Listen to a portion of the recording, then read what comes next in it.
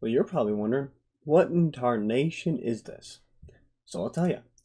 So this is a undercar magnetic windmill. It's confusing, I know. So I will slowly talk through it. So here we have one side of the spot that will be holding the magnet. So, give me a sec here. We need this. Here you go. So what happens is this little silver gray thing here is a neodymium magnet. And then this blue is just a spot to hold it. And then you would twist on this red side to hold it in place. And then these two axes that spin this whole contraption line up together and end up being put into the holes of this part of the whole thing. So this gray part is a bad replica of what it would look like, what like the compartment under the car would look like. So it would look like this. All this wouldn't be there. This is just for show. But it would look like this. And so what would happen is the air would be coming in from this way and go up. And so what I want to be able to do is go to an air tunnel and be able to see the air flow under a car and see how much actually goes underneath, and then be able to put this part right here and be able to see when the air comes over and then goes through, does it come straight across? Does it come and drop off a little bit? Because the thing is, I don't want it getting caught in these extra areas. I really just want it to hit this edge. And so for it to hit this edge, I want it to be able to come and it just cut down just a little bit, hit here, and then keep going.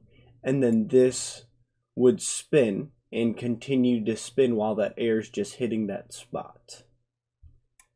So, and then here would be copper coils.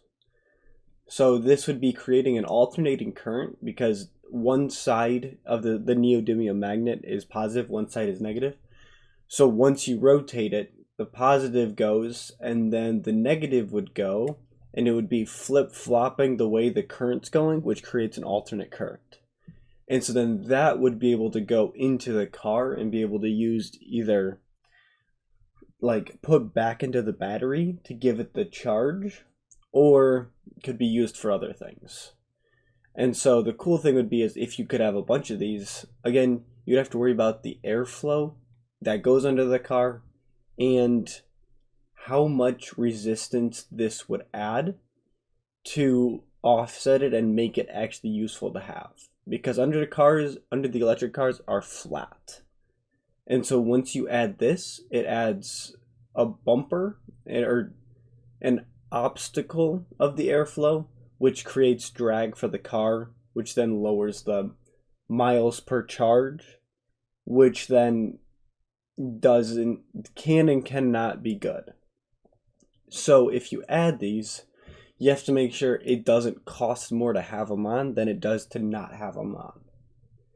And then the other thing is, if this produces enough, is it worth changing up the manufacturing process to add these underneath the car? To add maybe an extra mile or two to the charge? I don't know. The thing is, you would have to know how much airflow, how fast this would spin, how many spins per second, how much energy this would produce while doing one rotation, and how many you could get in a second. And so there's a lot of testable math that would have to come by this, but also if you look at some sports cars, they do have some pockets of air that kind of direct the airflow of the car.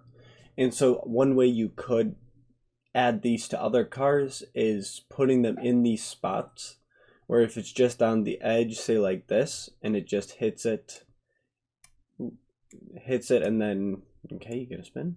Yeah, and then it just like slowly spins.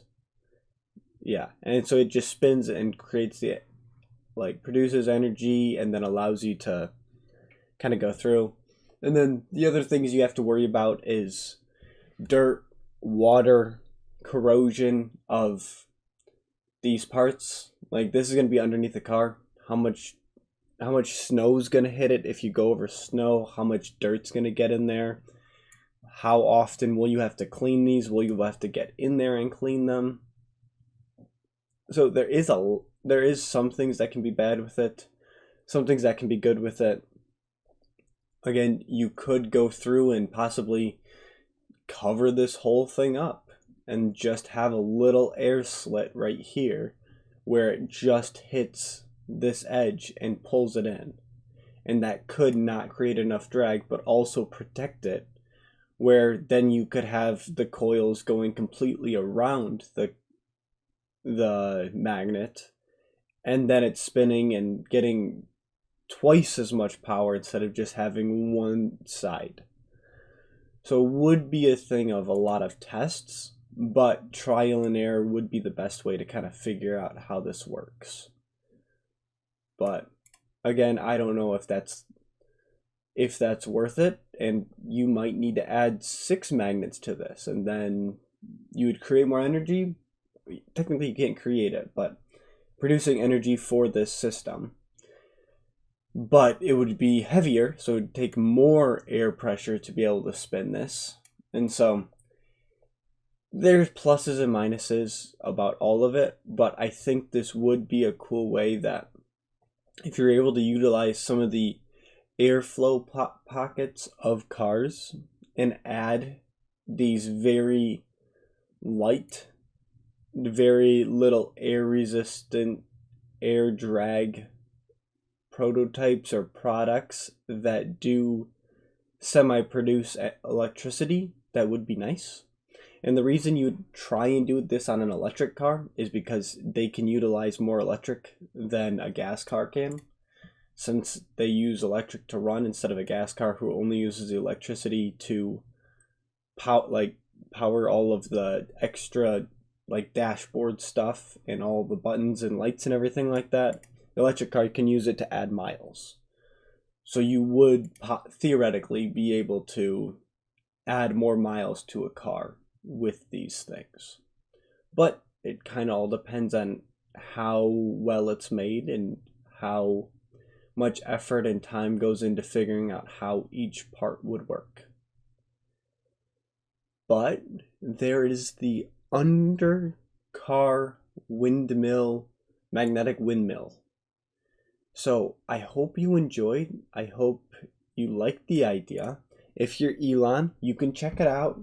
You could test it. But let me know how that goes, because I think that'd be such a sweet thing to check out. But thank you very much. If you have any comments, concerns, questions, please let me know. But I think this would work. Do you think it would work? Let me know in the comments. Goodbye.